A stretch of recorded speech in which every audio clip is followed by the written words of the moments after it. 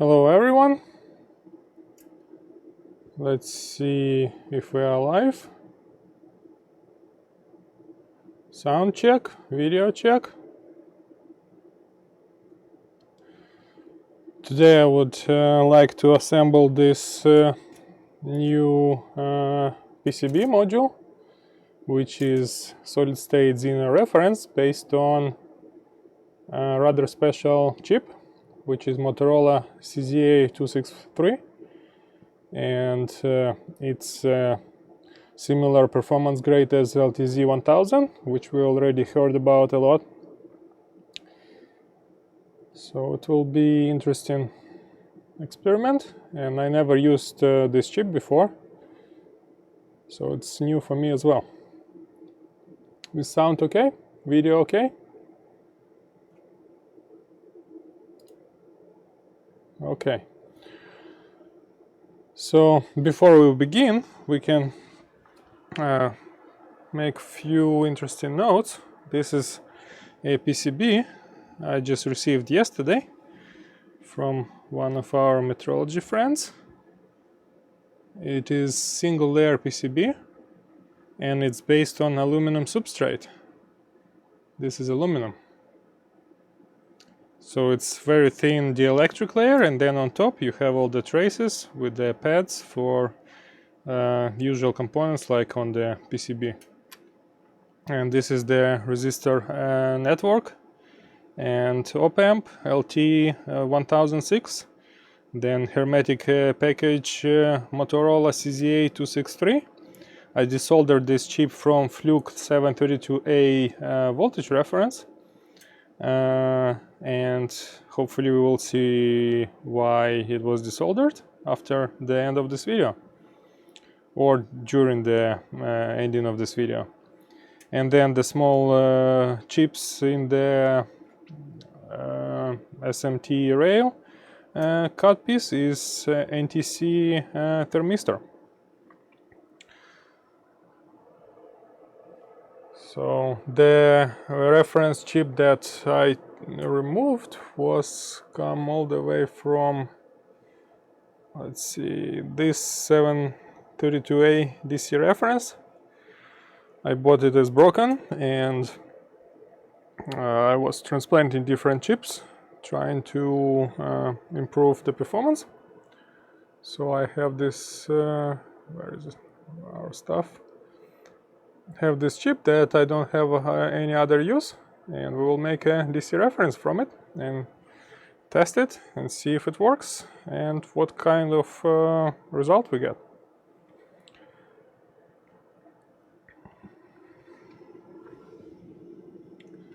Alright, so before we begin, we can take a look on an article about this module design. It's available publicly on xdevs.com. So you can go to xdevs.com article LTFLU_ref, and this is what you will find there. It should have the schematics, circuit design schematics. So it's relatively simple circuit. You have the REFAMP chip, which is U1. So it's either LTFLU, which is a special replacement made by Linear exclusively for Fluke to replace this Motorola SZA263 references in the calibrators and DC references that Fluke makes. Then we have the resistor network, NOMCA 1603 model. It consists of 8 resistors in the single package. Have some trim resistors, R1 and R2. And we have some other circuitry around opamp to provide 10 volt output or close to 10 volt output using this amplifier. So we have also NTC to read the temperature of the PCB, which would be very useful for testing temperature stability of this module. And there is some more essentially theory about this. You can also use different op-amps like OPA 189 from Texas Instruments or Analog Device ADA 4522 chopper And here is the layout. It's single layer, so there is no VS to other layer, because other layer is aluminum substrate. It's uniform. There is no connection between the substrate and the circuitry. And these are some test results that EV block member, EV block forum member Brenedik did during his testing and evaluation of the performance of this unit. So we'll get to that in future, but for now we will just assemble the module and turn it on and see how it goes.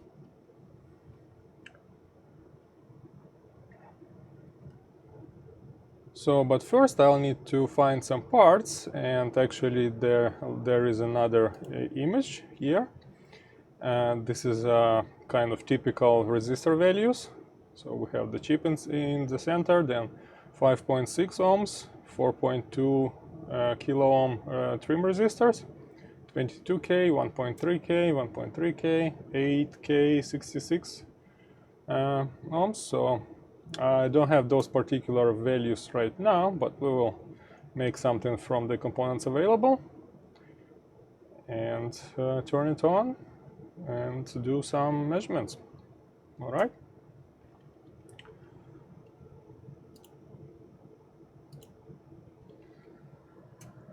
So I can take this board. It's like relatively a very small board. Let me get some other boards that I have in the lab for comparison. So I'll move the chip out. So this is the chip. It's about the same size as LTZ reference. You go on the side. And we can compare it with the famous 3458A A9 LTZ reference board. So here it is. It's almost twice as big, and have good old LTZ chip. Have precision resistors and opamp.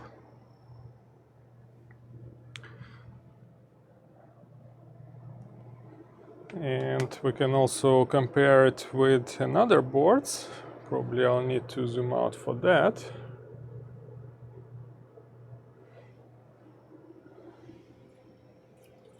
So this is a module.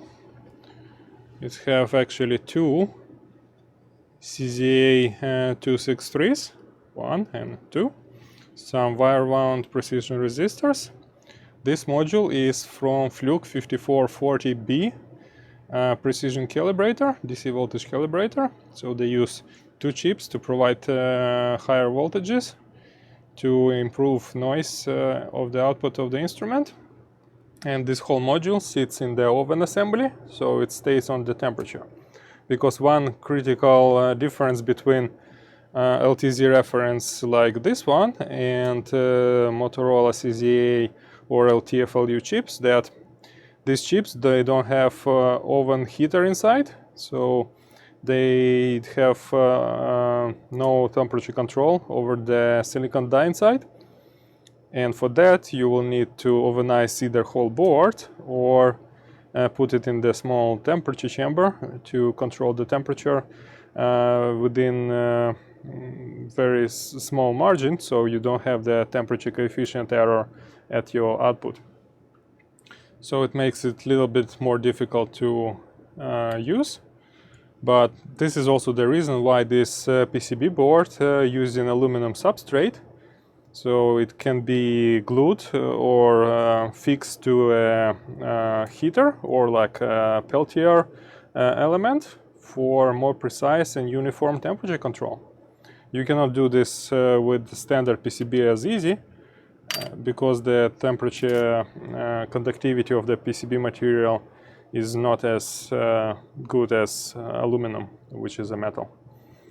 And then we can also compare size against other LTZ reference, which is my XDev's FX 10 volt reference. This is a prototype unit with the socket for LTZ chip, but you can see the board is much bigger, and also this board is 4-layer.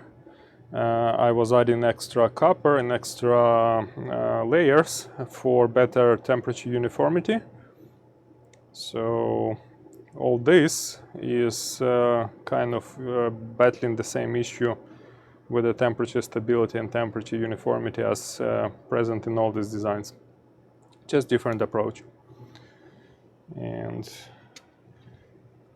I can also show another typical board with the LTZ reference here. I think some of the readers may recognize this board and some others don't. So this is just typical LTZ1000 2-layer PCB. Have some bodge wires. This design needs some more work. Okay. So now that we look at different voltage references, we can actually assemble one. Okay.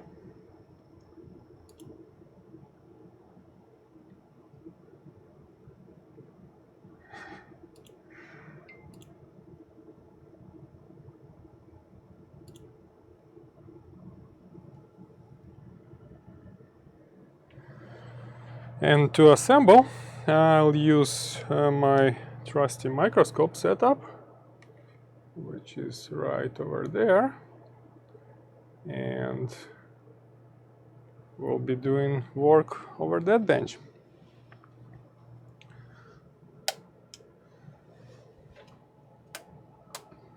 Okay.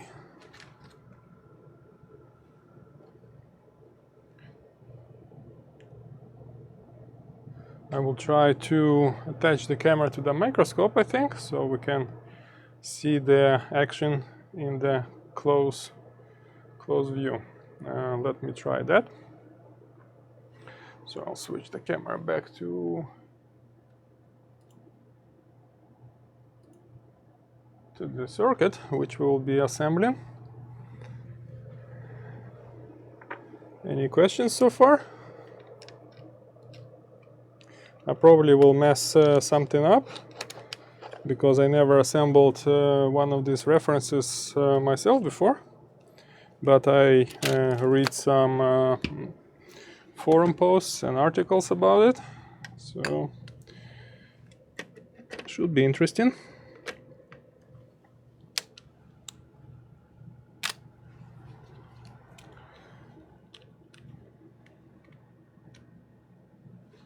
And I'm not sure how this will work with the camera and stuff.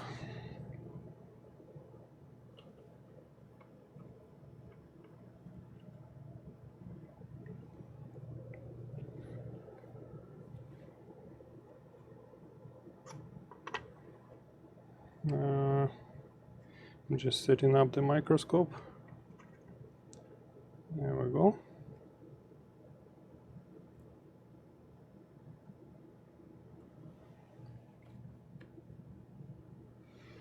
There is some glare.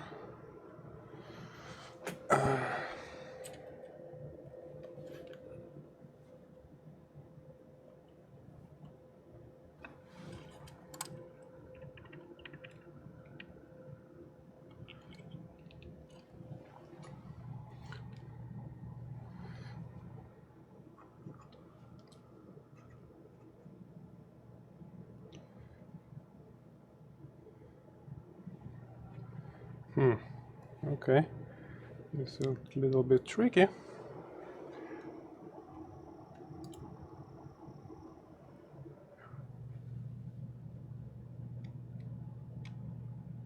It's only a fraction of what I see in the actual microscope, but should be, I think, good enough. And it's all upside down, so like Dave says, all the electrons will fall out. But but I think this will be okay for the first try. This opamp do like to jump. Yeah, I think it's okay. I'm just connecting DSLR to the microscope port, so it's not very refined setup for now.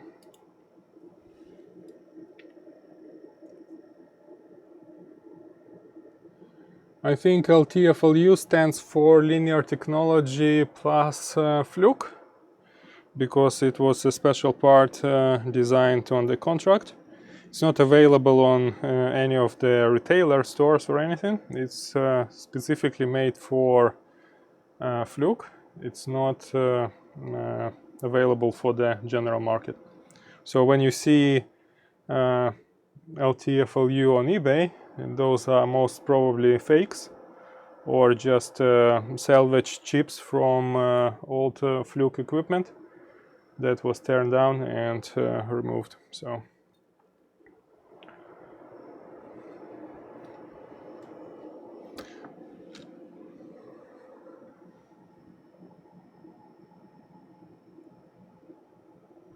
all right.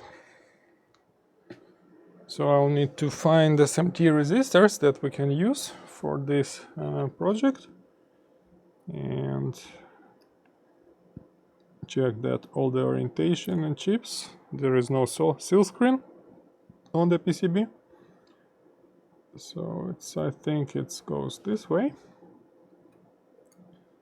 like so. And then the chip goes there. So I'll need to use the fine tip to access those pins from the side. So here is the back side of it. You can actually see this is a 6-pin package, but 2 pins are chopped off. And this is not me. It was already like that from the DC board that I did take apart. And then the resistor RI network will go on the pad over there. I think this is already used network, you can see from the pins, but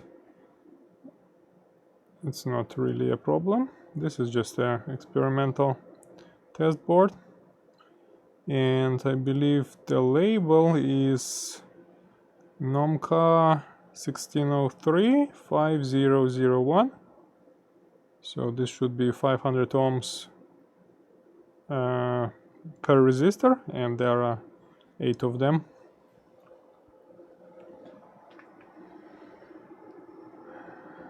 Okay.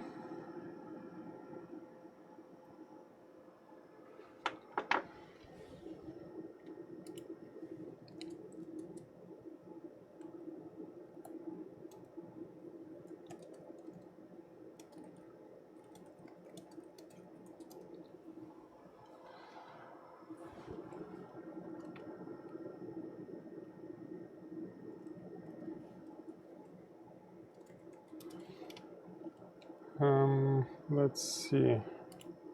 We'll need to make sure that all the orientation is correct before we start soldering stuff. So first I'll probably solder resistors, because it's easy without having the big package in the center, so I can access from different angles. And let's find the resistors. I don't have the exact values, but probably if I can get something in close enough region, that would be working just fine. The reason why these resistors have these strange values is that actually board is trimmed for each chip individually. So each of them, like one chip can be providing higher voltage, another little bit lower voltage, and there is no 2 chips that are same. So you will have to fine-tune essentially for every circuit, and it makes LTFLU board not as commonly used as LTZ reference, because you need all this fine-tuning for every chip, and it's just not as straightforward as typical LTZ circuitry, where you can just put same values on hundreds of boards and then trim the output value. Benefit of this, of course, is that you can use the same opamp and same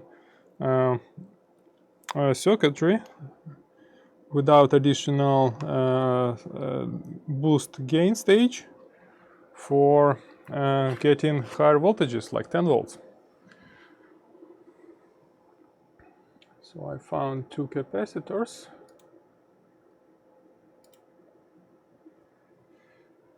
And they will be one for decoupling of the op-amp and one for the chip, I believe. So now we need to find small resistors. Let's see, 5.6 ohms. Because I can solder two resistors together, and that will give me somewhat close value. So I have a bunch of different resistors, like 9.1 ohms, 4.49. Let's see.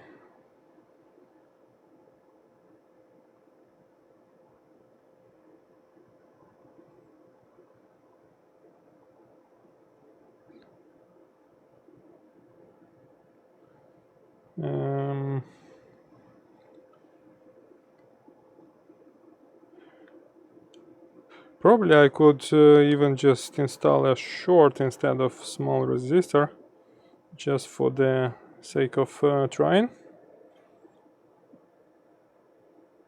We are not trying to trim the reference for exactly 0 temperature coefficient or anything like that. It's a little bit too early for that. It's just a proof of concept that this circuit can work.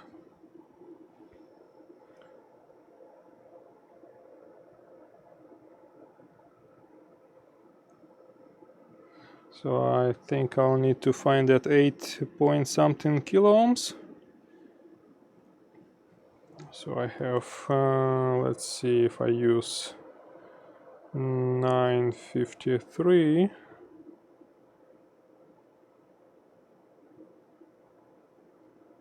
Together with, let's say 16 kilo ohm.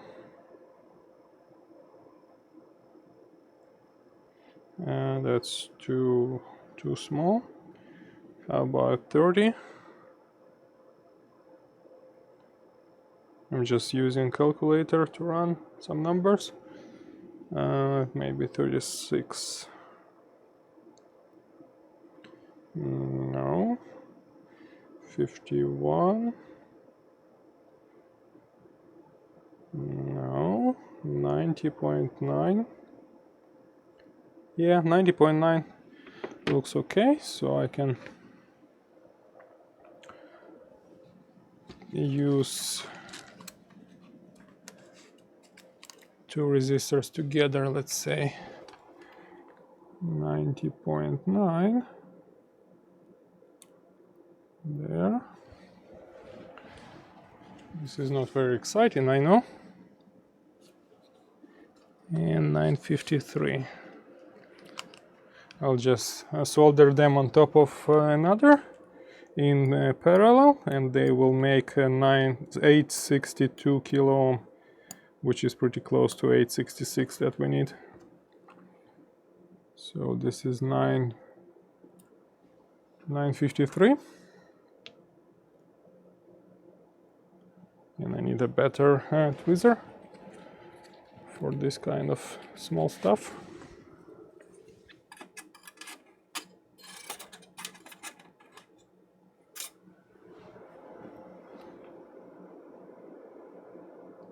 and they will be like that.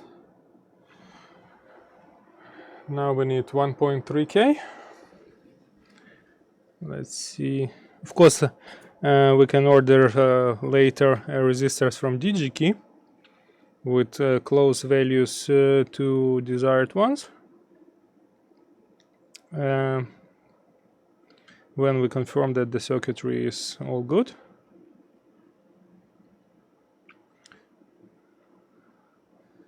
So 1.3K I can get by using, let's see,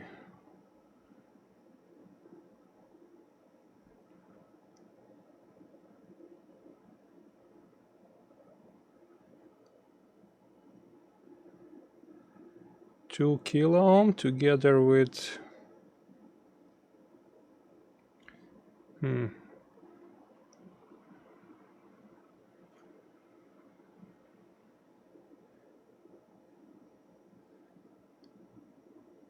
2.2 kilo ohm with 3.3.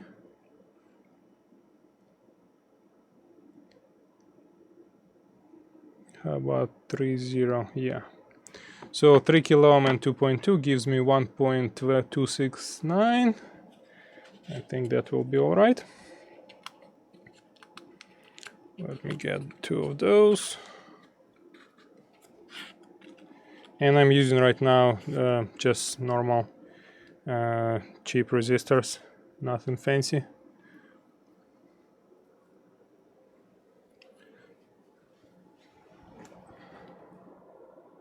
So this is 3K, these are 5% resistors in 60603 package. Come on.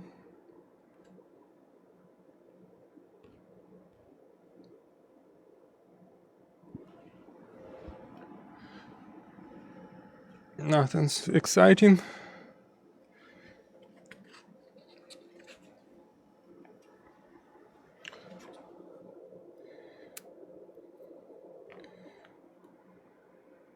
And then two resistors, 2.2K.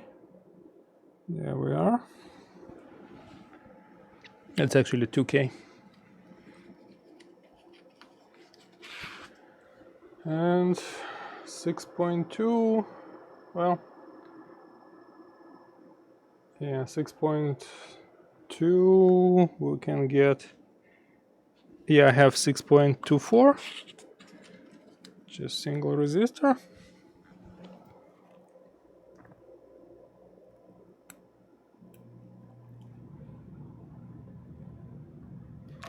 This guy goes over here. Actually, pads are for 80805, which is nice and convenient. And 5 ohm resistor. I can use probably 4.49. Oh, I don't have any of those left. I have probably 210 ohms. That will give me 5 ohm. Should be close enough.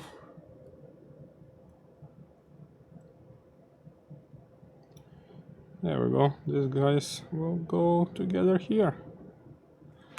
Okay, I think we're ready.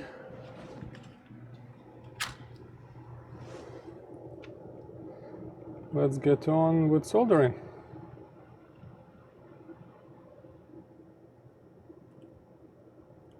Hopefully this was not very boring.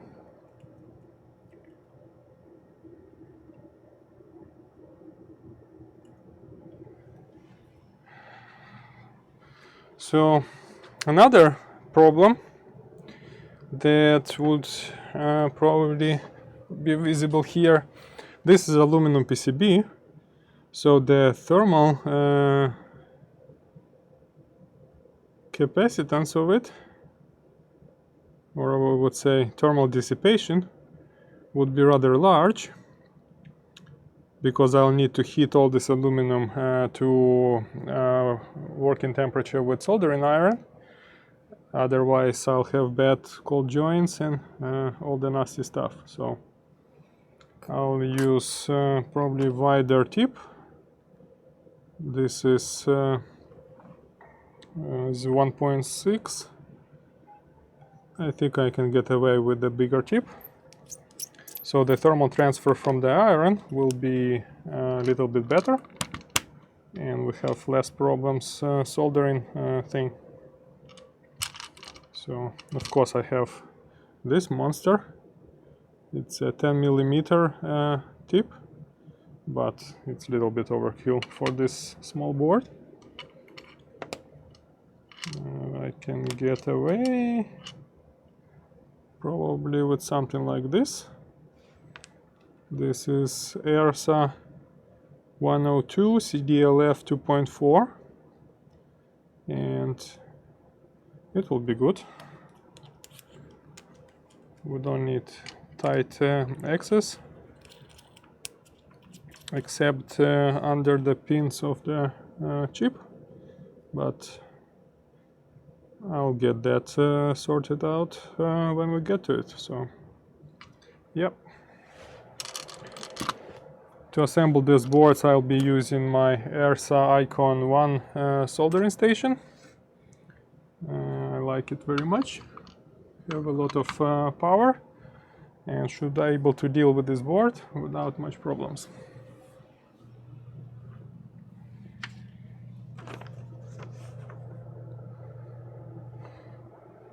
And also, because I don't want to burn the hole in my mat, I'll just put all the stuff on the piece of paper with some circuitry, so we have good thermal conditions to work with. Okay, let's start with the capacitors and opamp.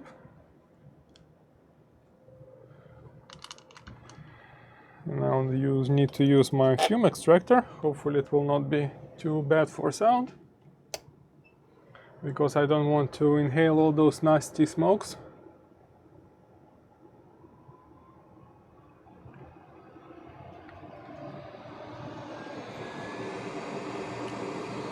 All right.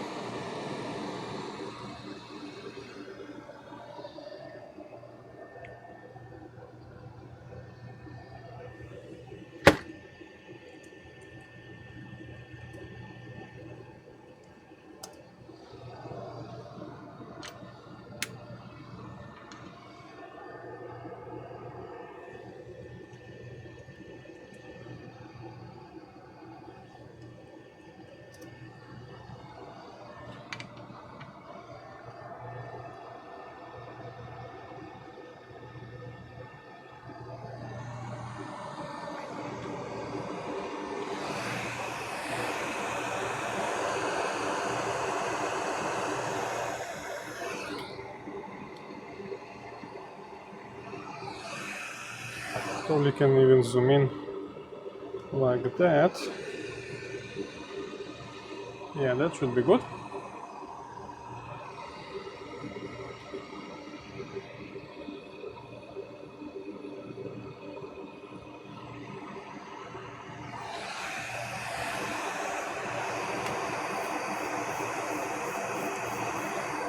So I'll use minimal amount of flux.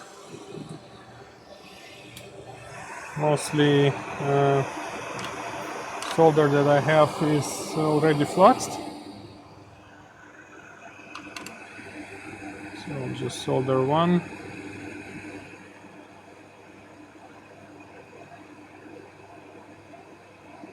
Okay.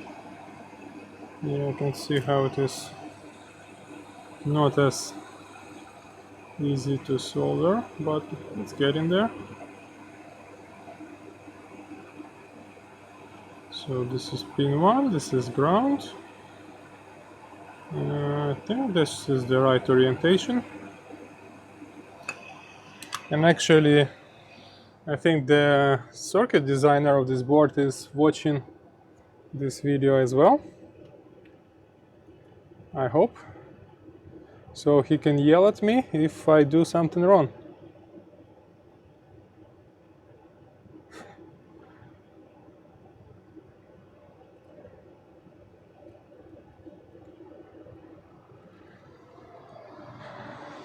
All right.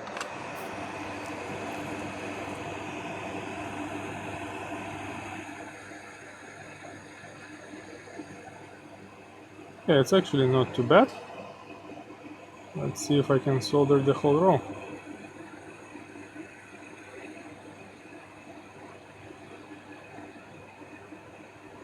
Yeah, that's not too bad at all.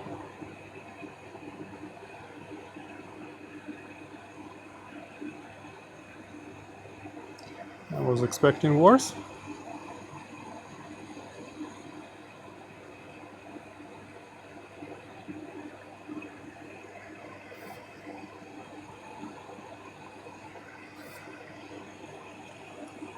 I'm holding the board with the finger on the corner, and I definitely can feel how it heats up.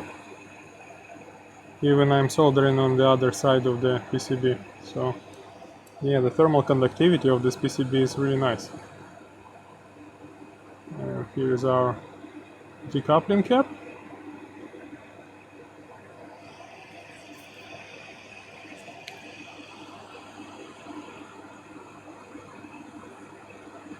There we go.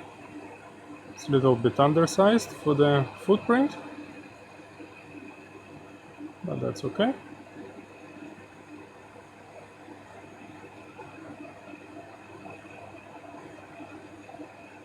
Oh, a little bit. How you doing?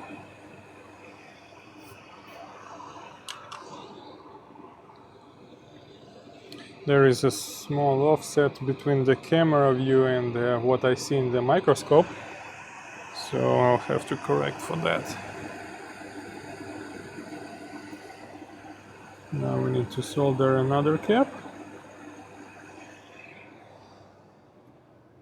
Let's double check that I'm doing everything right.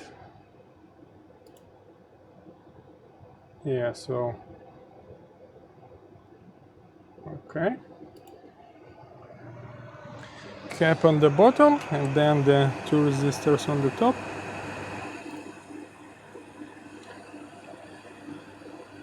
Usually I like to put a solder blob on one of the pads so I can easier attach one pad and then finish the other. And this is our composite resistor contraption.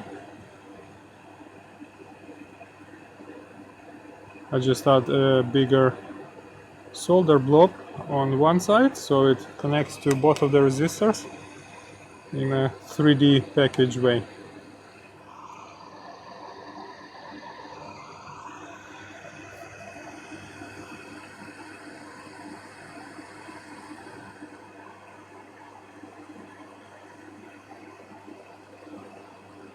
There we go.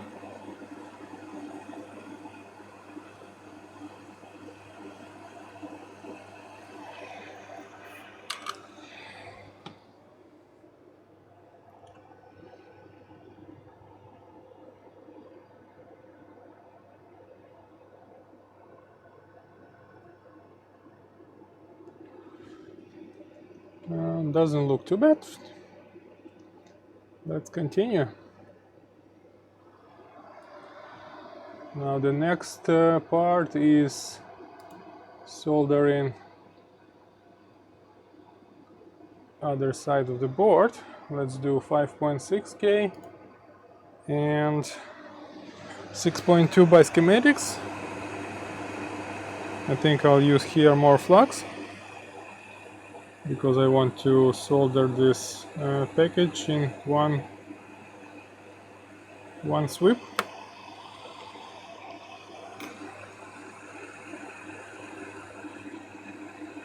There we go.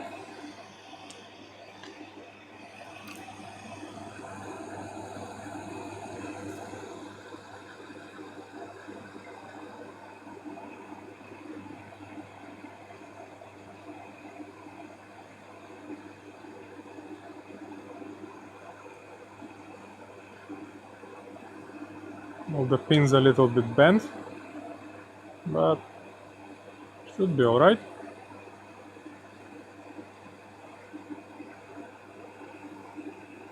I just do the sweeping action,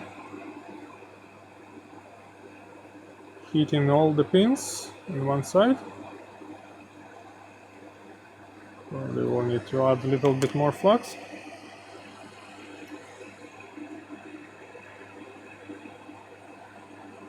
There is some crap between the pins.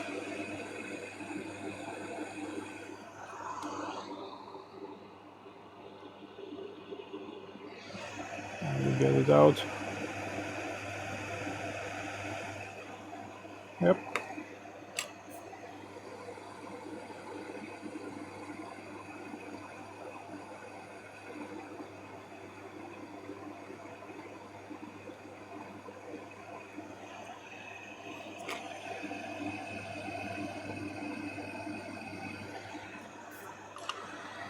Now the other side.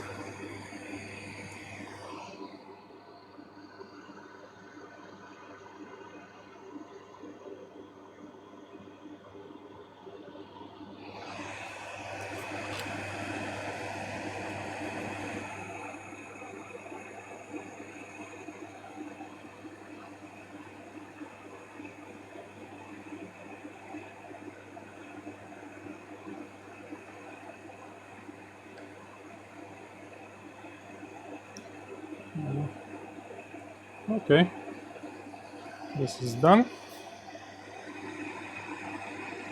Now we connect our, this is our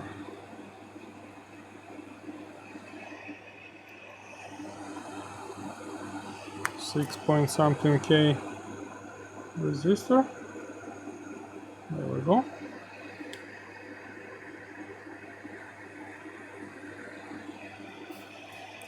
And then two 10 ohm resistors to make 5 ohms. Oh, come on.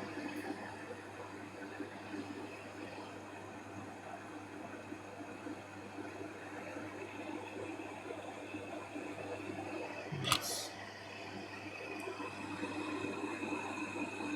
Now it will be much better.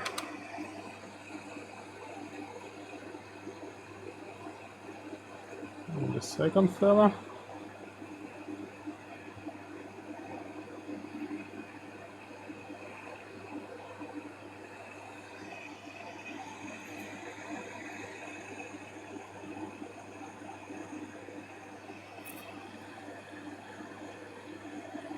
There we go. And now we just have these 3 positions and then the NTC, and we're good to go.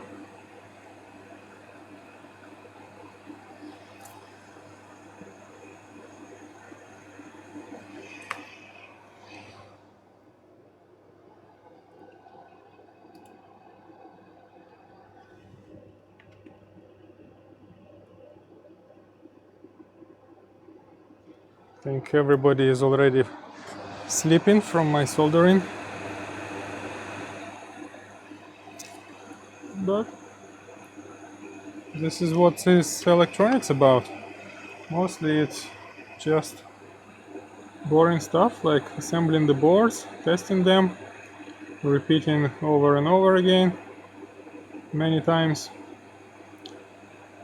Usually all the excitement is when you get the results. And if it's performing better than you expected, well, then I guess it's all worth it. And if it's not performing as expected, then it's time to troubleshoot and start over again.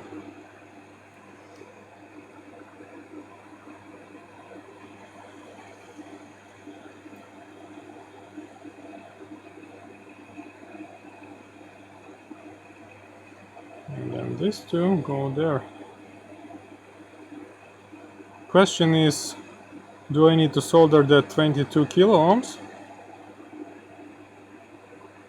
Because from what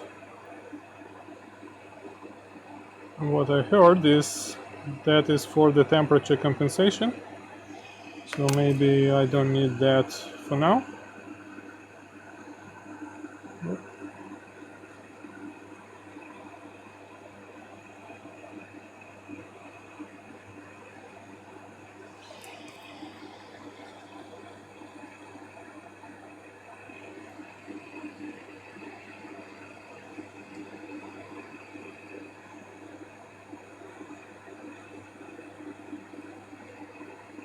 Yeah, I think this is okay.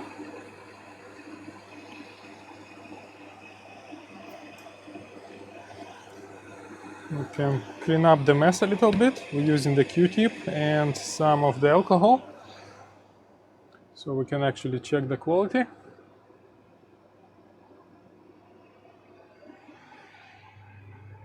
of our joints. Let's do that.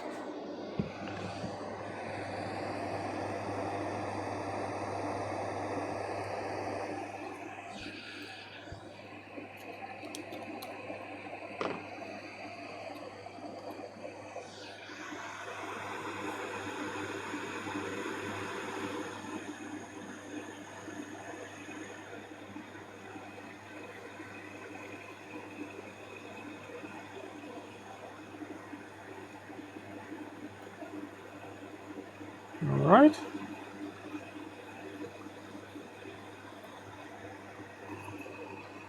Coming out pretty good.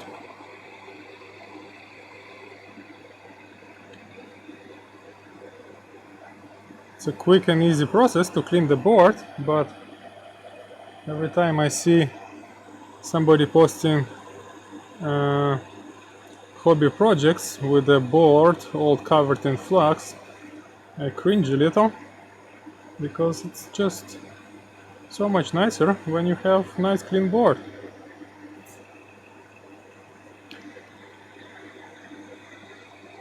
I don't know, I just find aesthetically pleasing watching on the circuit boards, so what I do, what I know.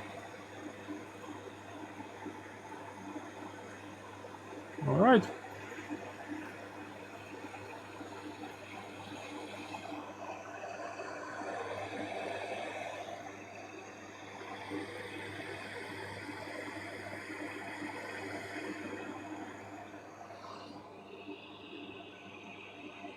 I like how this looks so far.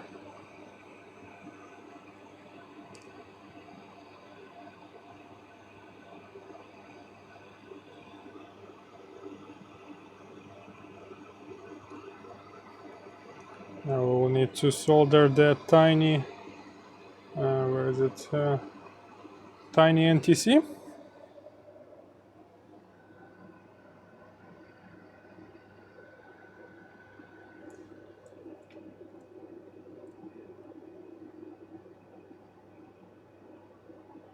Okay, I do need 22 kilo ohms, so, and actually I do have one 22 kilo ohms. Yay, at least one resistor I don't have to guesstimate.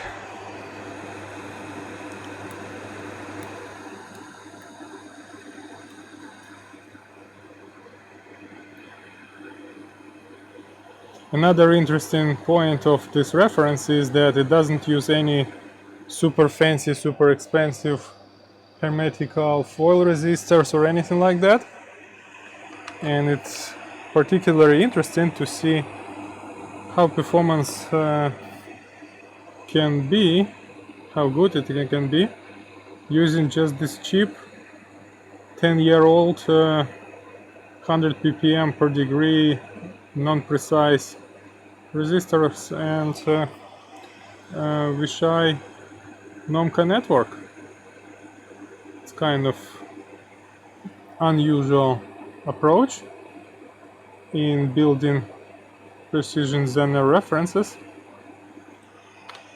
to use cheap parts, because the overall stability of the cheap resistors is many hundred times worse than precision contour parts used usually in such designs.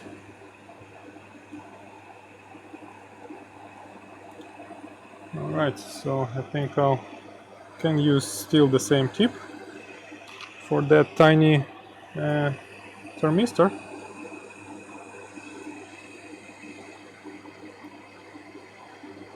I don't know the main reason why it's 0402 size. Actually it's 0201, I think. It's not 02, yeah. 04 is bigger. Maybe the idea was to use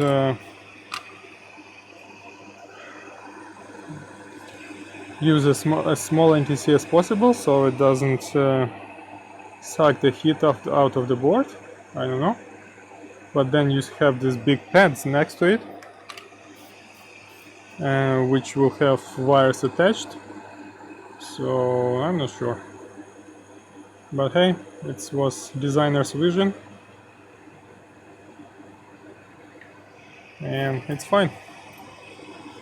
I'll thin the pads first. You can see, yeah. So I can get the solder bumps. Then I hit them both and then slide the resistor and it's done. So actually using soldering smaller parts is easier. And then we can thin the pads for the cable. There we go. Now we can clean the mess again, inspect it, and we can put the CZA chip.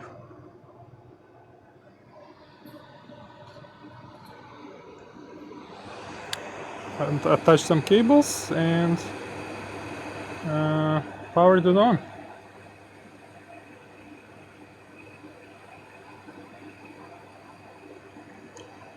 Nice little board.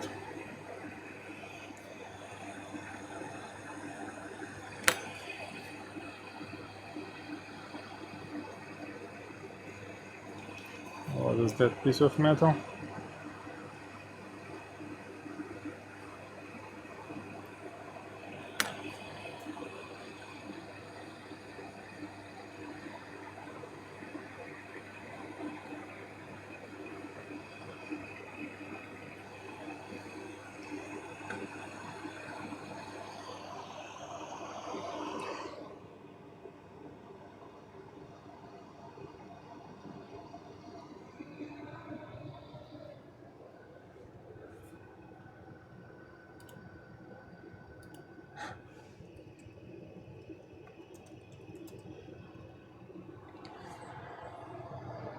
And now the critical part is not to mess up orientation.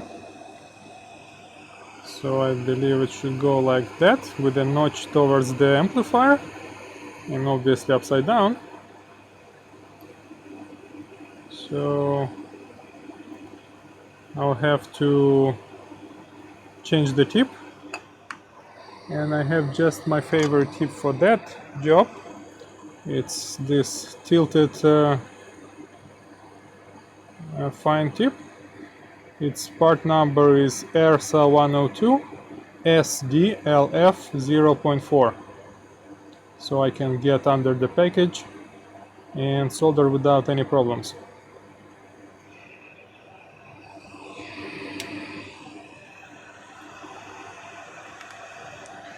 I can change also the camera angle for overall boards, because you wouldn't, because of the depth of field in the microscope, you wouldn't be able to see much from the vertical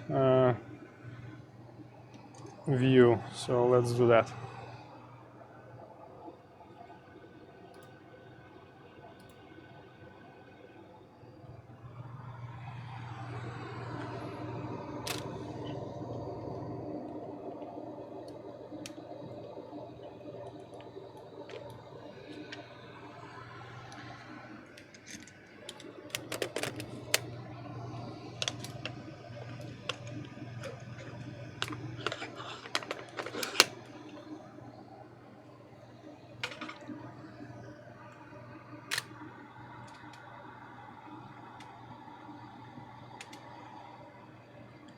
Here's our stuff.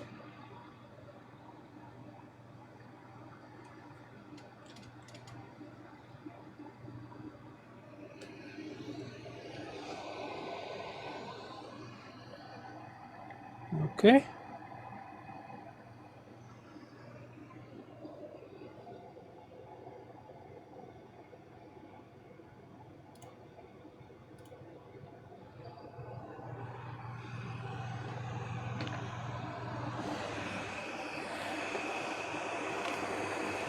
I guess I can move all that.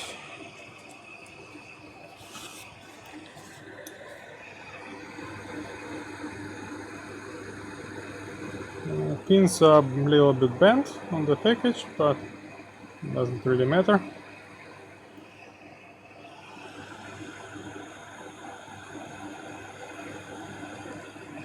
I think I'll thin the pads on the PCB first, and then solder one pin.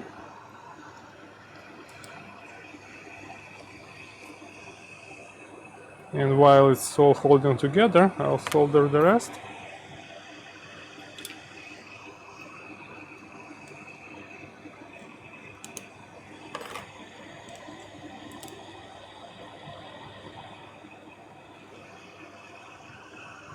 Should be easy.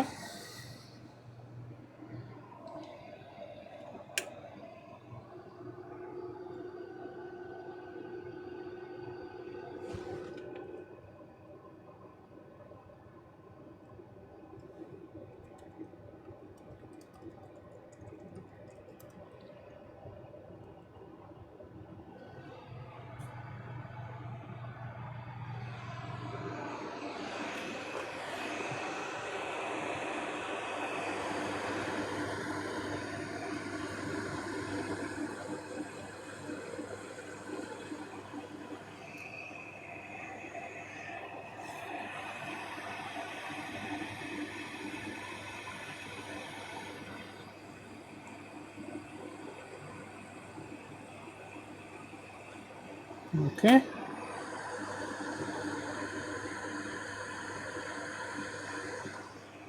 I'll need to tilt the chip a little.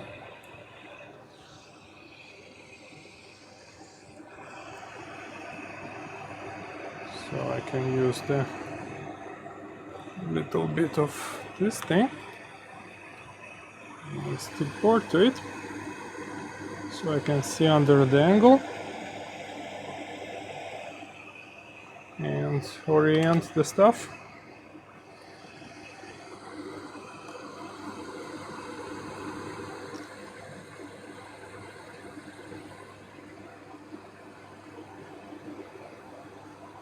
Yeah, I'll need to bend one pin. It's a little bit too far off.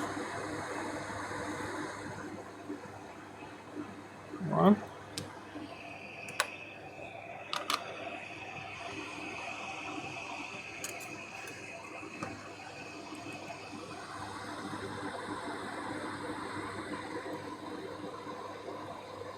Yeah.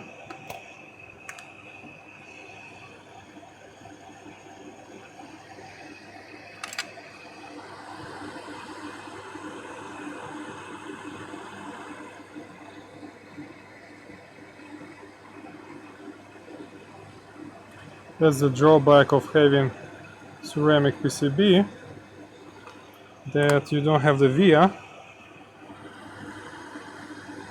and I would rather actually prefer to have bigger pads, like those pads for connector for the cables, so you can tilt the pin by 90 degrees and solder it flat. But this will do. Just need to get right in place, and round chip likes to tilt.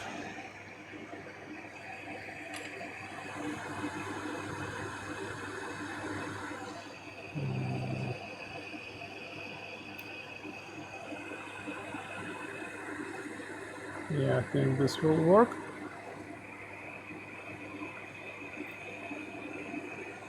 There we go.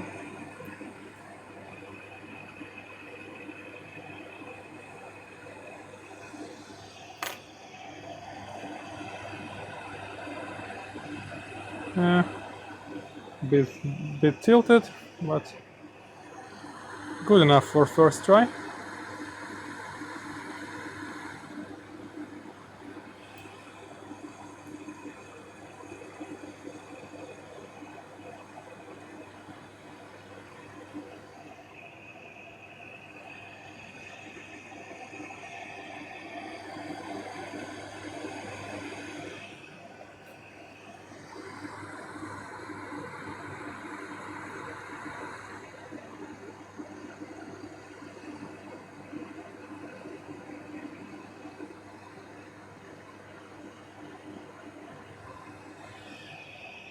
Alright, all pins soldered. Maybe I'll add some flux and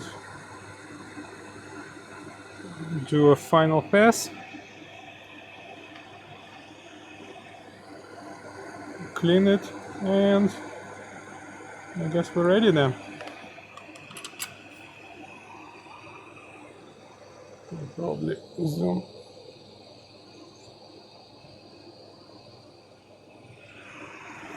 Like so. Add some more light.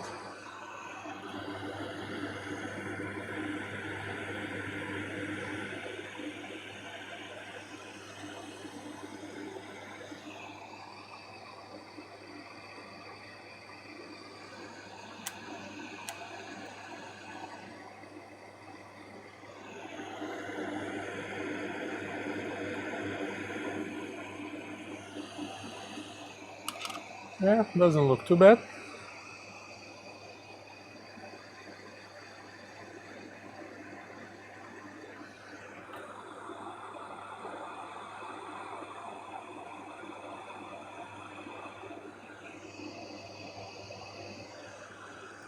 What do you guys think?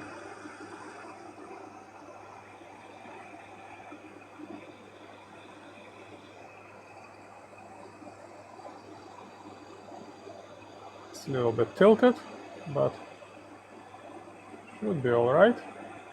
And as you can see from the date code, this chip is from 1982, work week 35. It's older than me. I think we're done with the assembly. We can clean a little bit.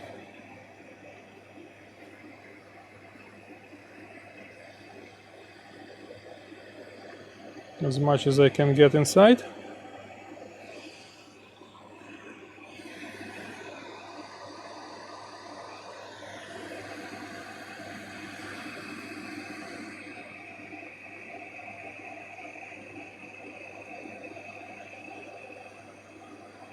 Another reason for cleaning, not just like to look good, but also whatever leakage from the flux may be present on the PCB surface, we will clean it up and restore high impedance connection between them.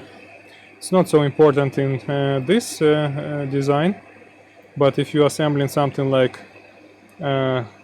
front-end amplifier or low current circuits, then that can be quite important.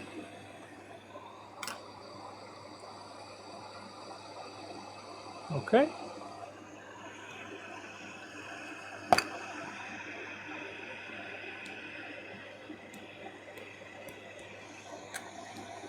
So here is our little module. Now we need to figure out how to power it on and see what it gives us on the output.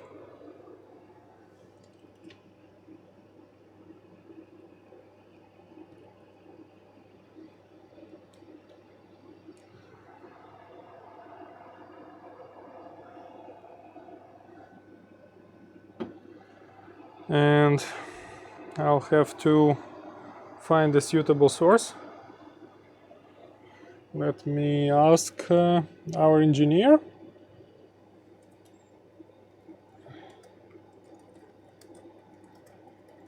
I think 12 volts should be enough.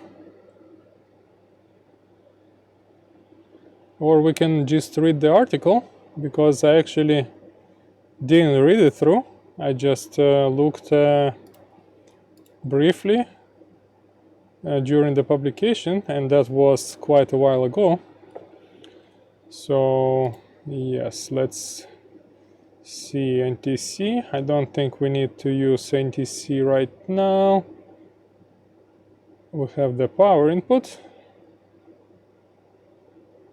We have the sense. This is, yeah, okay.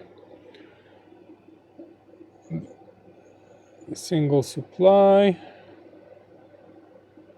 Per regulations shall be done by LDO supplied by battery pack.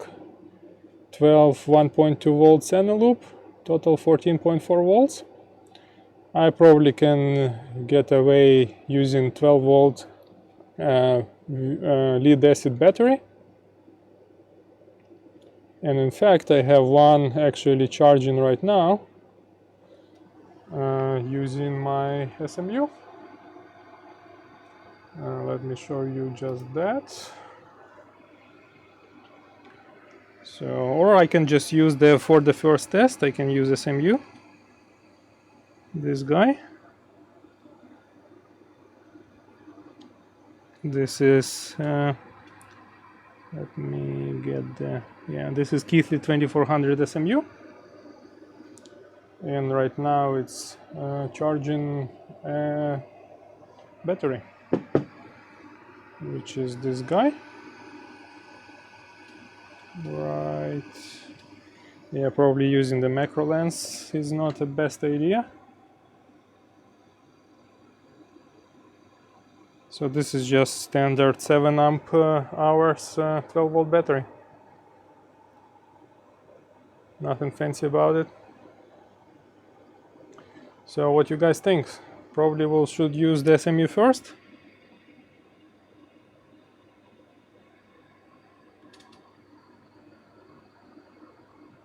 There we go.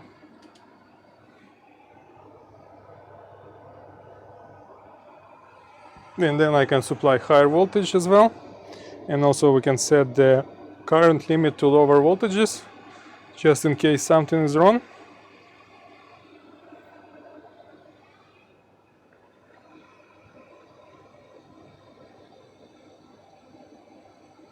I have also 2425, but we will not use that today.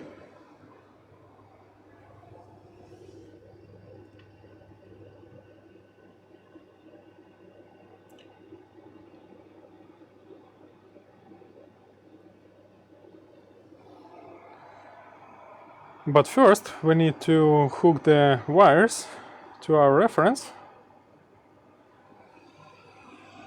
So I have just a set of wires for that.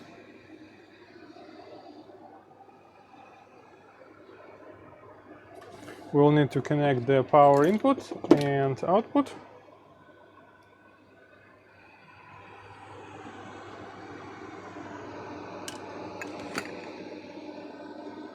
So this would be our output wire. And this would be our, or the other way, yellow will be power.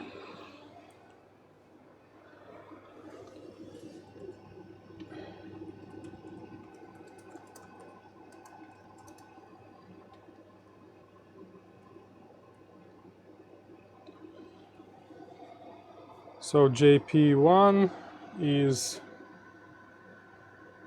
let me switch over. JP1 on the schematics is output. So should be pin 1 is positive and pin 2 is negative. Or is it a sense?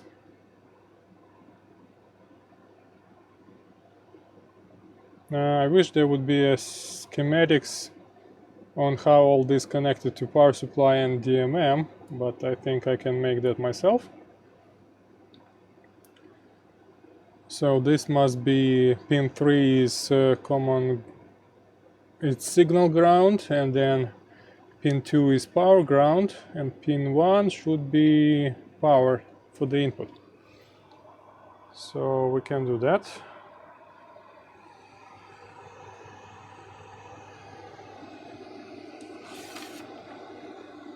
The reason for separate power ground and signal ground is that noise from amplifier supply would not inject into critical signal network circuits.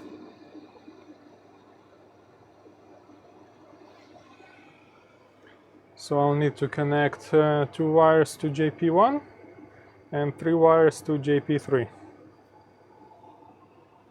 All right.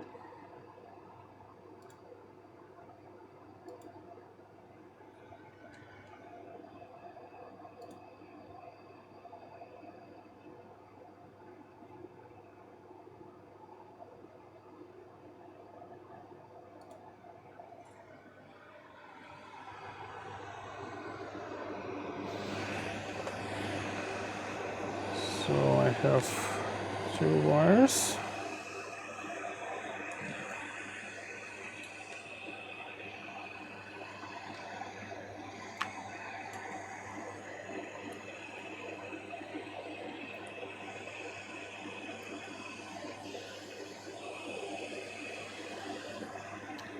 Actually, I would, yeah.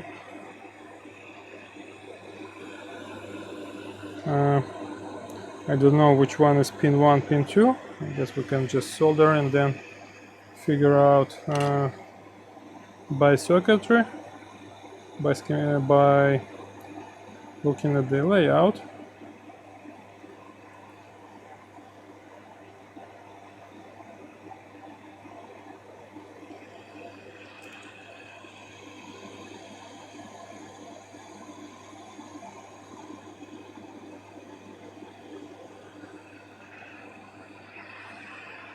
Yeah, I can definitely see how this tip is much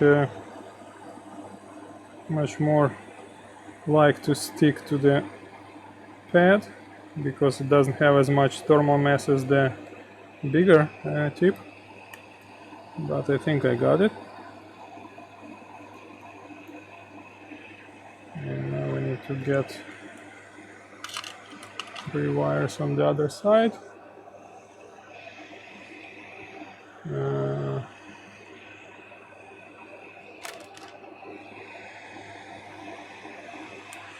Where is my sticky helping hand?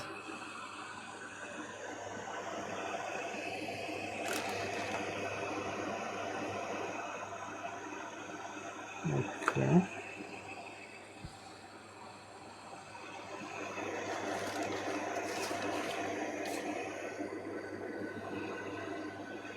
I'm looking for the green goo.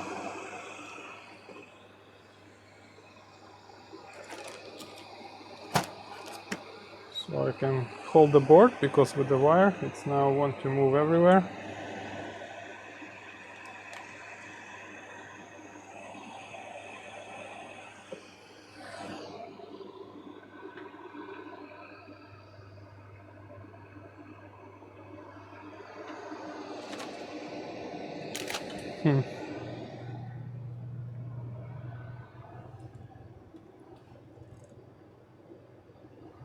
Okay.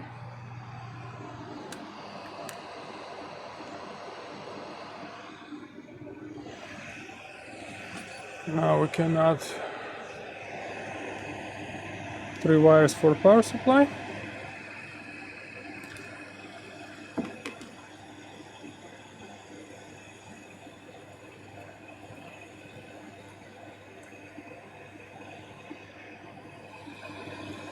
So we have first this, I think, signal ground, then power ground, and then the power supply input.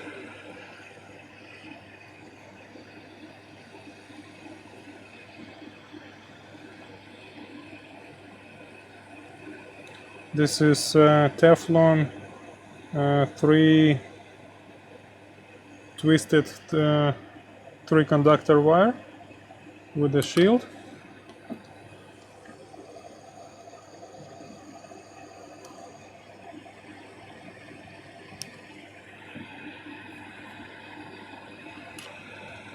Just whatever wire was laying on the bench.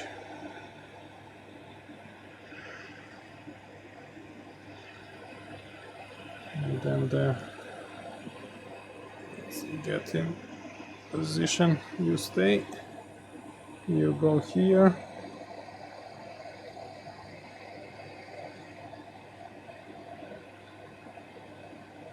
Also, I need to be careful with that board edge. Yeah, I need to change the tip, because this one doesn't solder very well.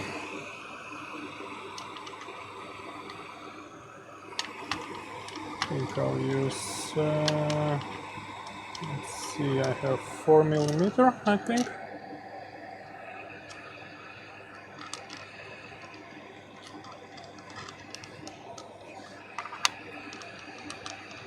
Yeah,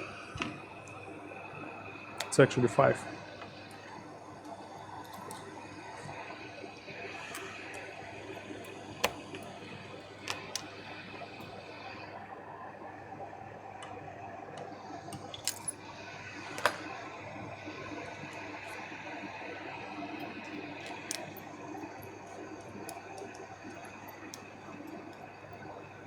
will be super easy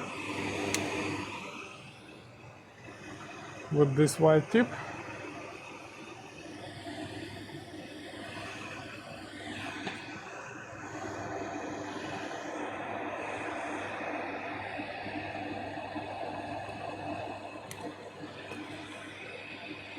And we'll have much nicer joint.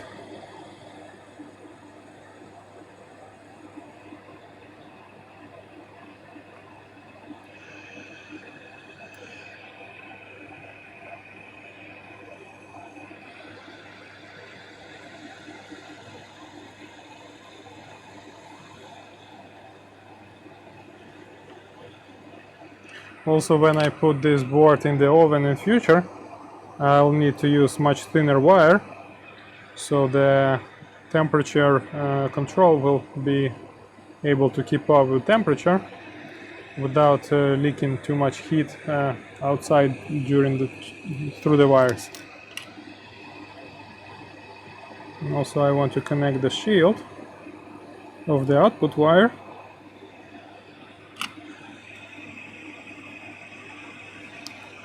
to the power ground as well, or the signal ground. Let's see, I need a small jumper wire.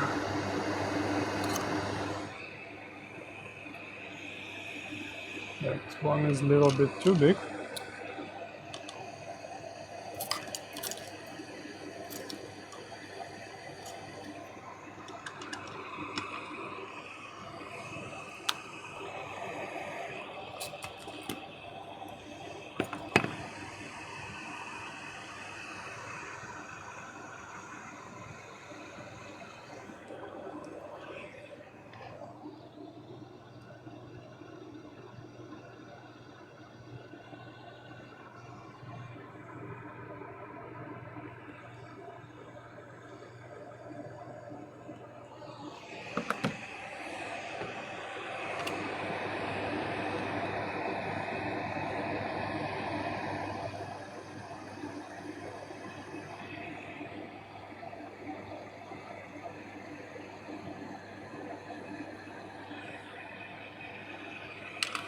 So I'll just have this connected to the signal ground.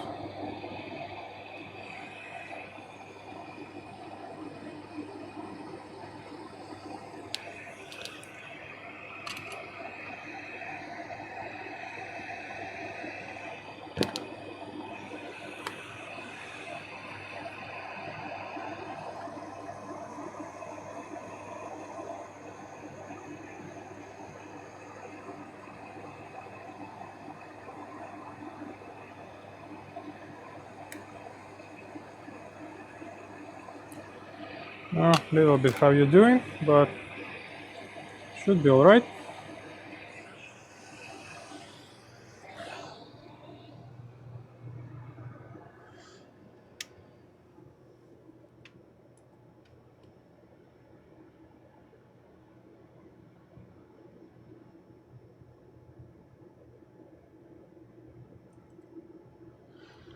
All right, so should we try it on?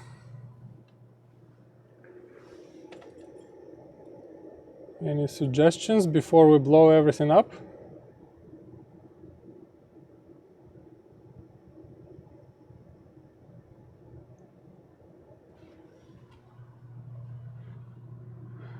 I can replace the lens so we can see the overview on the bench.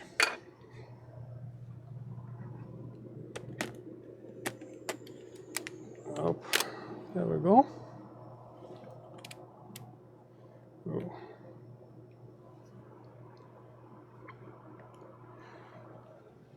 So I don't have any spade lugs or anything in here, which is fine.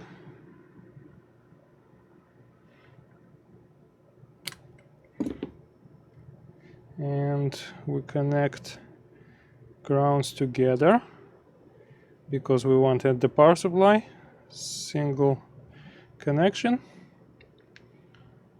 star ground, and orange is our positive supply, and this is shield. And then on the output we have common mode choke and the output terminals and our guard, which we can leave unconnected. So this will go to DMM, this will go to power source.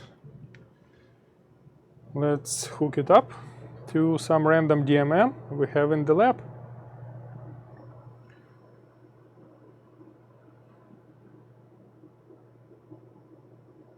And I'll have to reposition slightly for that. We have a bunch of DMMs over here. There we go. That we can use. And we even have the power supply, which is the guy right there. I think that's the one we will use for today test. Let's turn it on.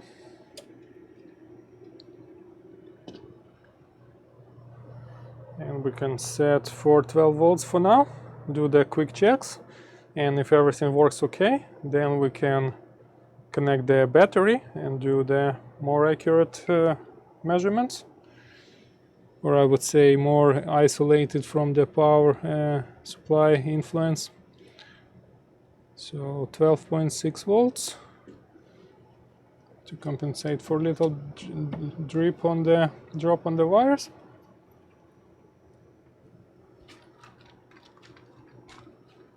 And let's connect everything up.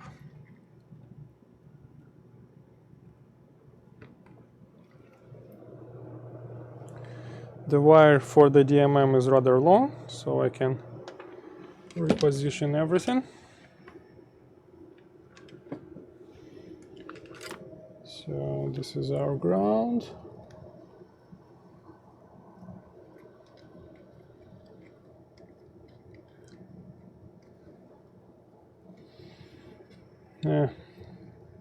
They put the hole on the bottom, which is kind of silly.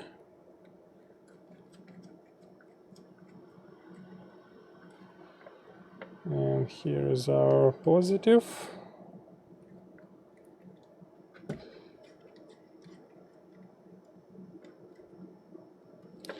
Bit how you doing? And the shield I'll connect also to ground.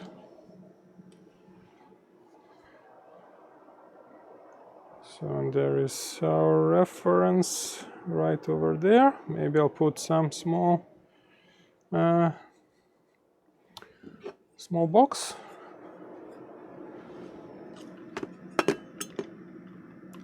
It's a metal box, so I'll need to put some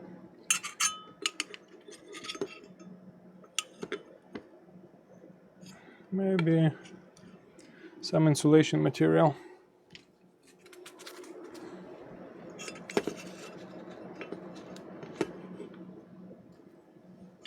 And then tape our cable down so it doesn't move by accident. Get this is one-man camera work, so sorry about all the angles.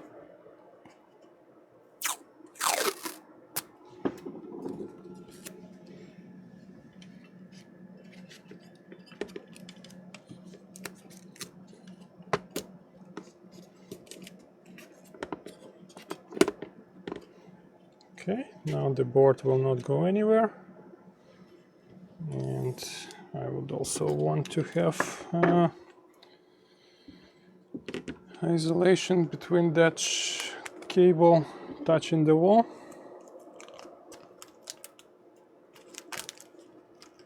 Obviously, for proper test we will need to have air baffle on top of the chip and the whole thing better connected and insulated. But this is just quick video test during the live stream. So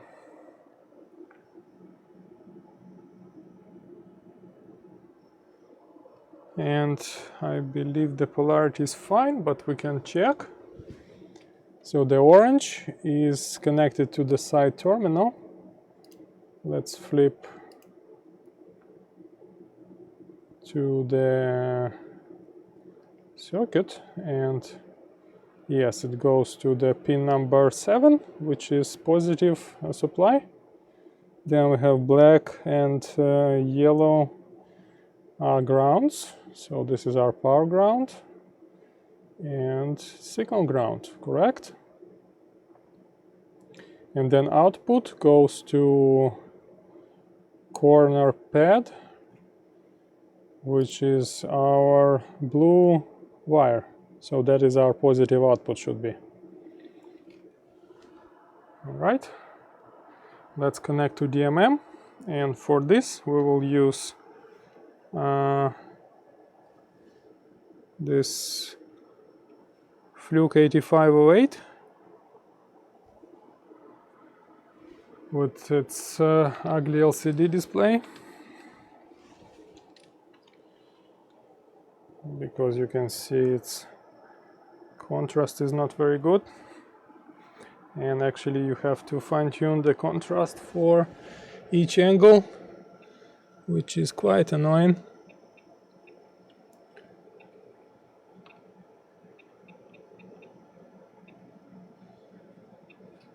So 20 volt range input.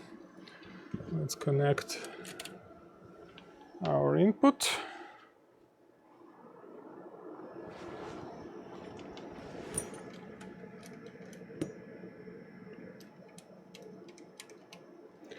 Wrong pin. Blue is our positive. There we are. The power supply is off now, so it's just picking up some random charge. It's not a problem. We can add air baffle just for fun of it.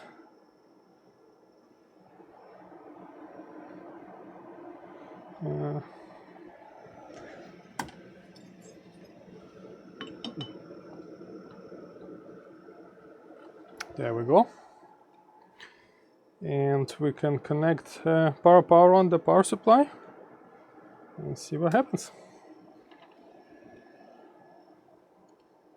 I don't think I can get the angle, so I can show the both. Probably something like this.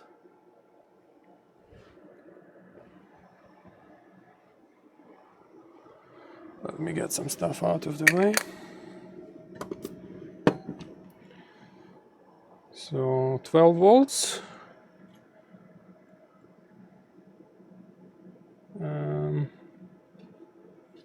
Enter. Are we ready?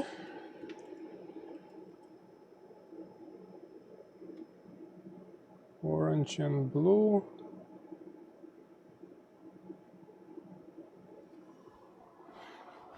There is no audio again?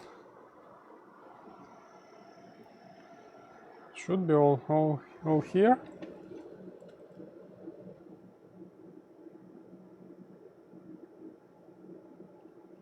Sound check. 1 2 1 2.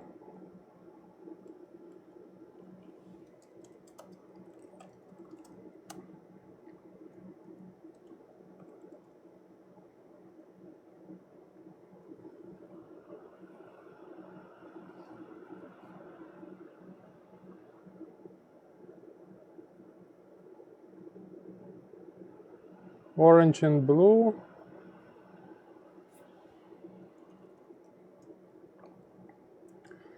Okay, so there is orange and blue must be connected to positive DMM connector, but blue is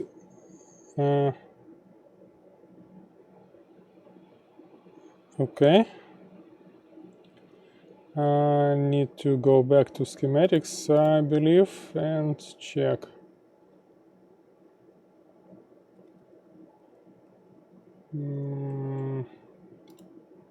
So orange is our positive supply, which is JP2 pin 1, and blue is our opamp output. So it's a little bit unclear why I need to connect opamp output to power supply input.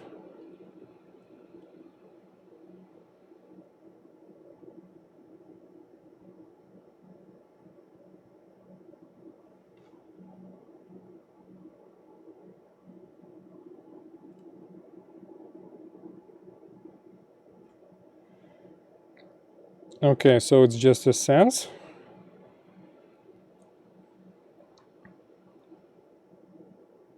But then, okay, where will I read?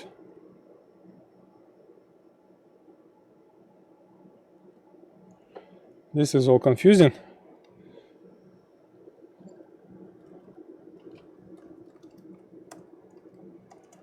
Apparently the wiring is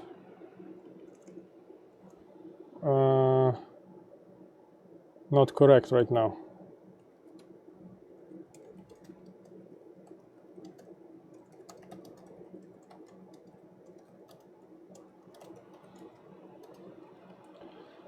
So GP1 should be connected together, but then we don't need to connect it to power supply positive output, don't we?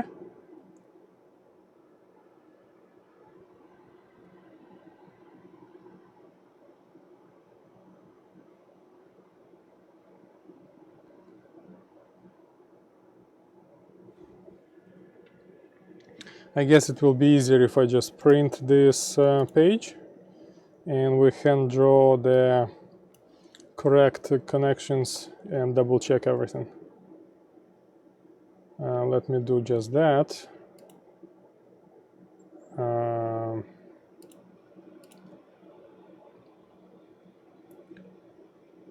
Print page.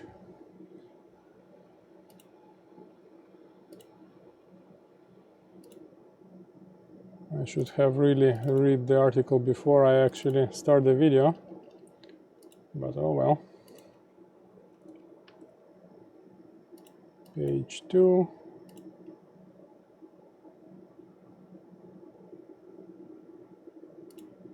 Yes, okay.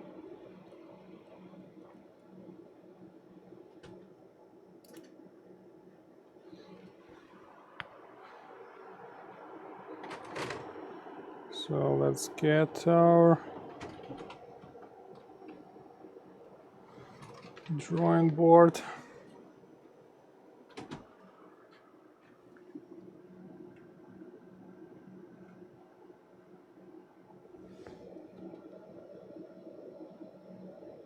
Okay, so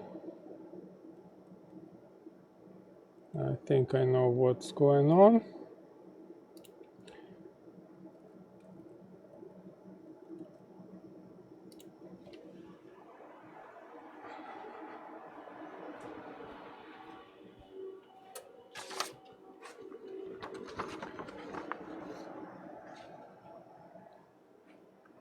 Now I need to find the pen.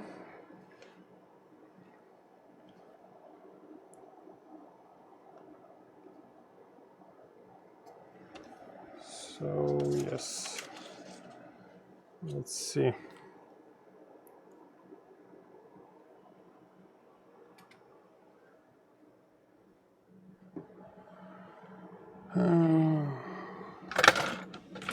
Now quest to find the working pen, yes. So apparently this is sense plus, this is force plus, and this our DMM voltmeter connect to these guys like so, and then the minus goes to the our signal ground, which is sense minus and force minus. I believe that is, and this is our power supply, PSU plus and then minus. Well, essentially it's called there, but I believe that's how it should be. Is that correct? Let's ask the audience.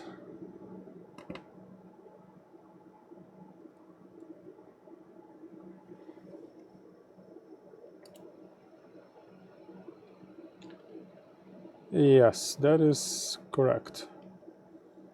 So essentially our audience help us a little bit with this, and I can show the much nicer image. Here we go. This is how it should be. So let me correct for that, and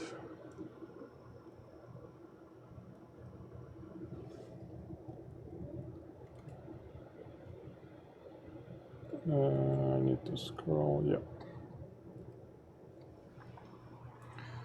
So I guess I can just change connections at the board level instead of reconnecting everything. It will be a little bit easier.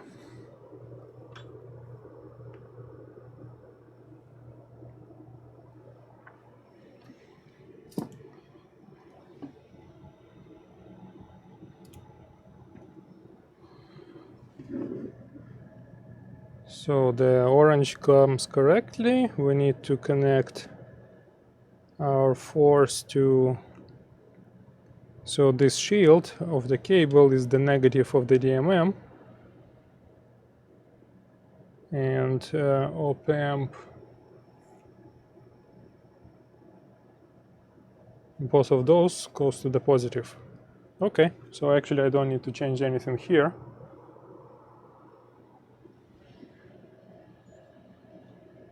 All I need to change is set the DMM connection.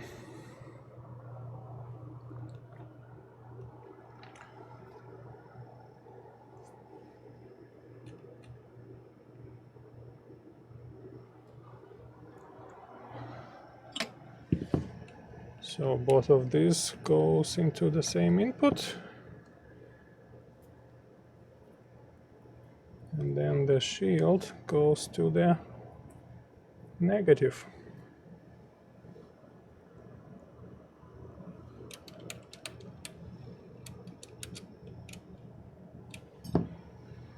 Let me get the tweezers.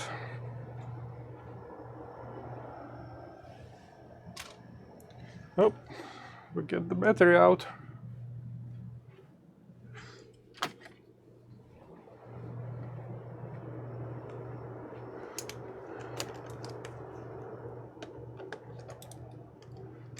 One battery per live stream.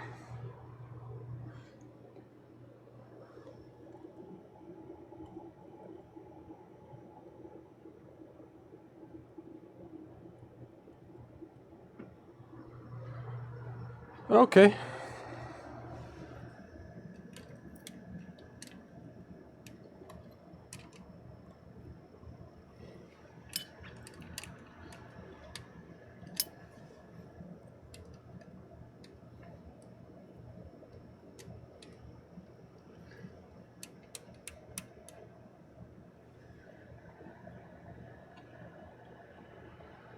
All right, everything is connected now.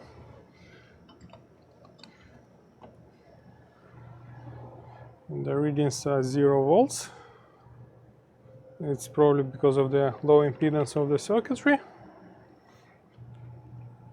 So let's do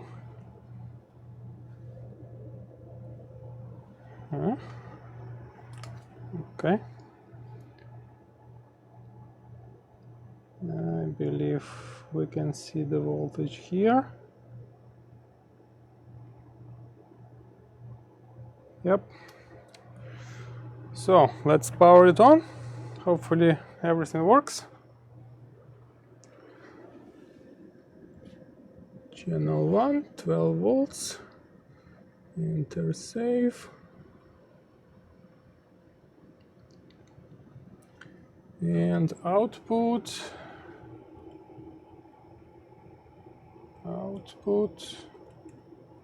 where is my OBS?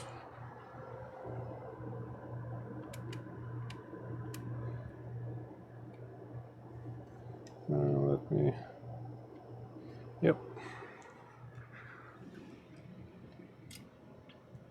Okay, we're supplying 12 volts and we get some voltage output. So it's taking 5 milliamps. Okay, so that's the output voltage. It's not exactly 10 volts, but pretty close, given that we use just random resistors.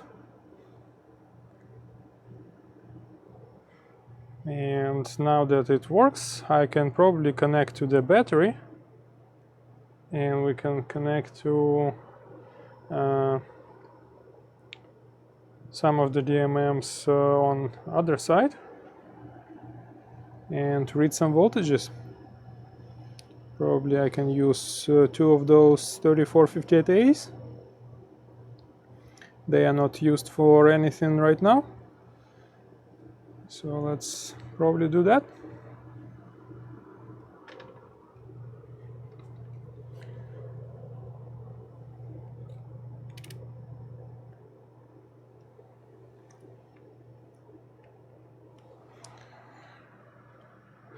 So it's a good start.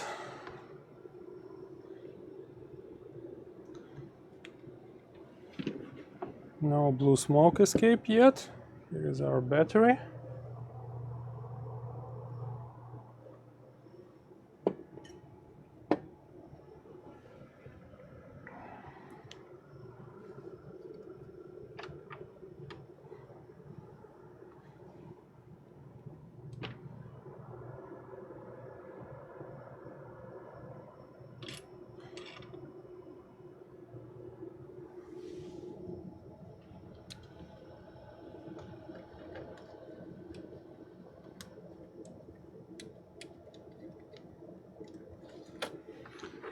So we can connect our negative and positive.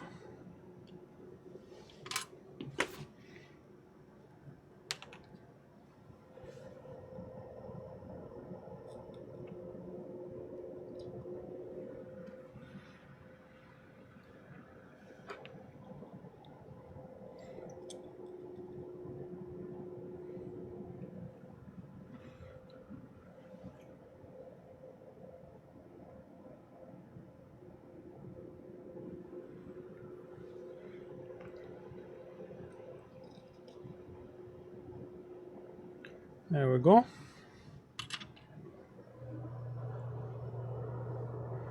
Now it's all autonomous.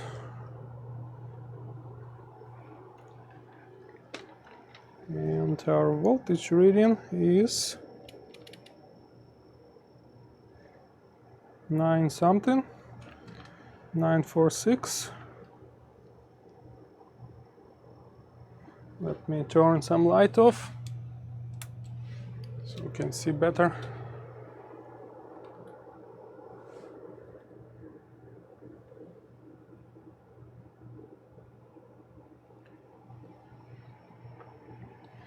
We can check the standard deviation. So set 8 digits, block.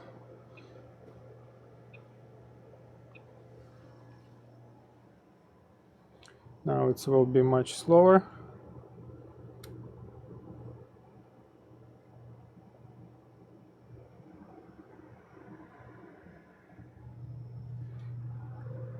So far so good. I think that would be a conclusion of this video, and I'll update the article with more information, and we'll be adding some test results over the next coming weeks. So if somebody have any questions, it's a good time to ask now.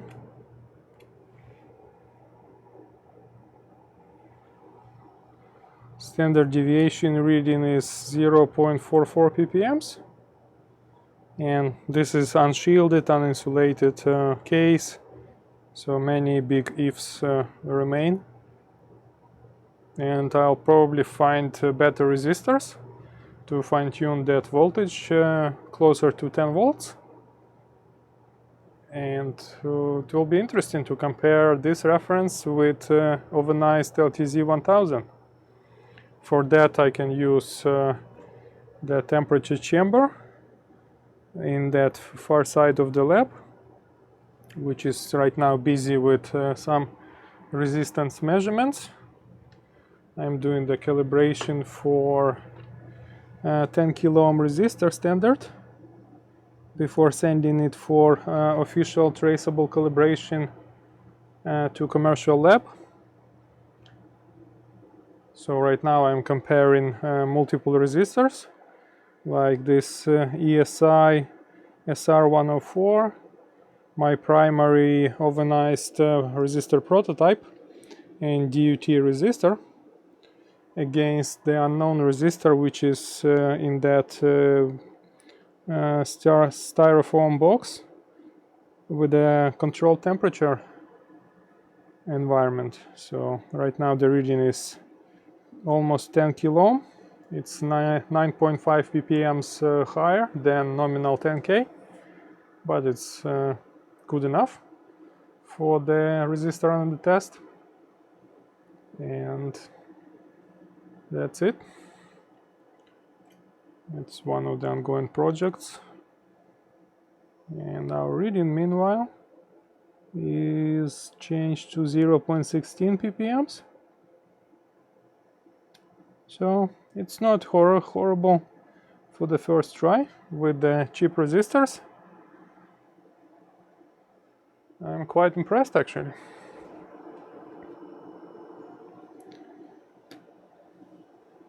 And obviously I need a better camera work for all this stuff.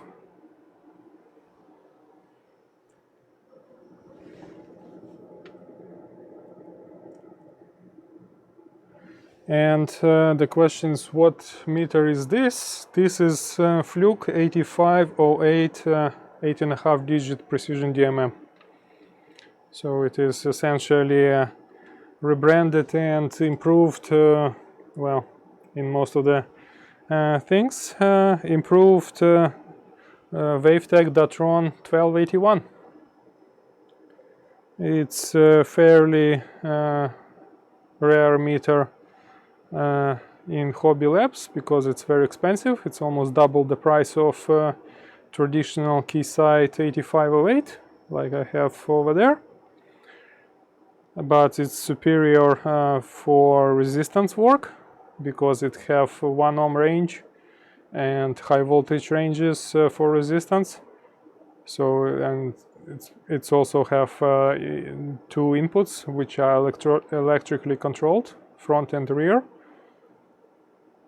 So it's for automated resistance comparisons. This meter is go-to meter. But for DC voltage, it's actually a little bit worse than Keysight 3458A, which are industry standards for voltage measurements.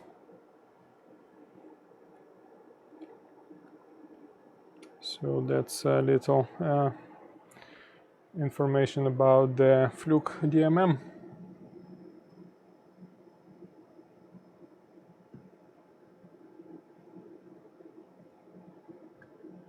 There is another question. I recently bought HP 3458A from local marketplace,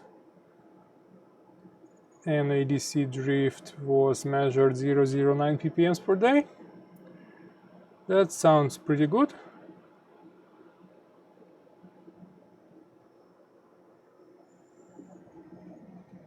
So yes, the usual refurbishing would be good for 3458A, especially old one from unknown resellers.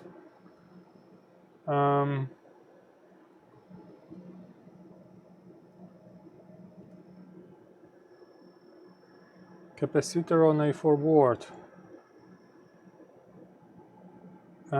What is A4 board? Oh, you mean the power supply board. I think you can buy the compatible capacitors on the DigiKey for replacements. It's not particularly any special requirements for that. Just choose the capacitor that can fit into the size. Make sure that you have the correct diameter. And just pick 105 degrees rated caps with a long life. And that's what I did for all my 3450 days.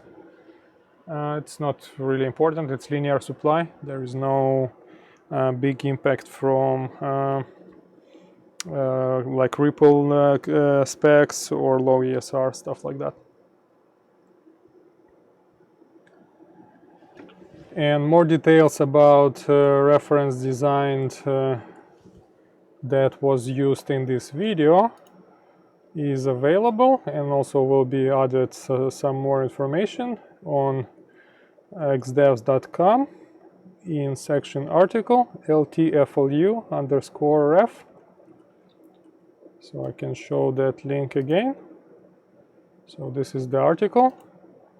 You can go just articles, and here it is. The article name: Setting Up SZA263 LTFLU Voltage Reference by Andre, also known as Branadik on EEV blog forum. He's particularly active in metrology section. So this is his board design, circuitry design, and he assembled a couple boards and shipped one bare PCB to me. So this is the one that we assembled today. And I'll be adding my measurement results and my experience with this board later in this article, so we can expand and explore the stability of this SZA263 reference.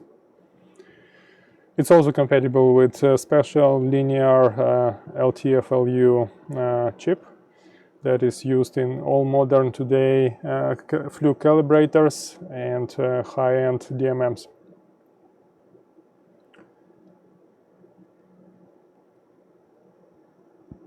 So I think that's it for today. Thank you everybody for stopping by, and if you want to see more articles about metrology, measurements, and overall instruments repair and stuff like that, be sure to check other articles on xdevs.com. Thank you very much all. That's it for today. Bye.